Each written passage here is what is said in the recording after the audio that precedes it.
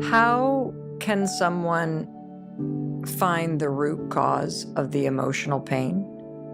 Or how do you begin the process of healing? So let's take one example. Okay. Very simple one. How easy did you find it to say no to other people's expectations?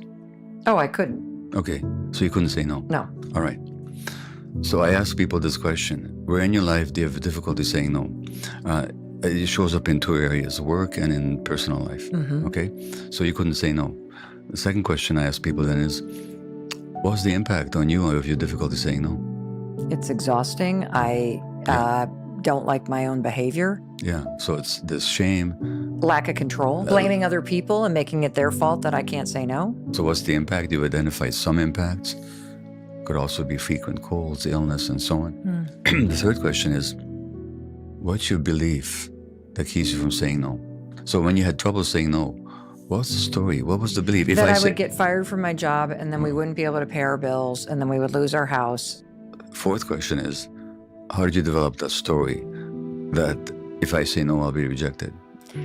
I'm sure for me, even though I don't quite remember, it was that it was my job to make sure everybody was okay in the house and that everybody was happy. In other words, you learned it when you're 2 or 3 or 4 years old or 5. Yes. And now you're adult, as you're saying. My book, that's why this has been such a game changer, because when I say let them, I separate someone else's emotions and their expectations from what's my responsibility. You're choosing authenticity over attachment is what you're doing. Oh, I love that. You're right. I'm staying connected to myself. That's the whole game. That's what I'm talking about here.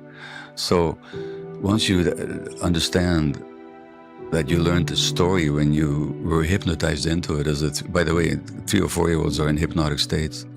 That's why they believe that when they're playing monsters, they're actually monsters, you know. So those hypnotic influences are really powerful. They stay with us.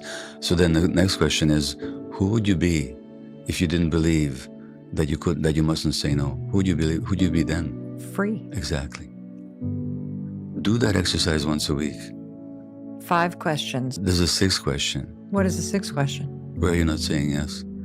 Oh my, everywhere. To free time, to play, to joy, to creativity, to rest. Well, that not saying yes is as harmful as the not saying no. So those 2 little words, just that little exercise, you do that once a week, it changes people's lives.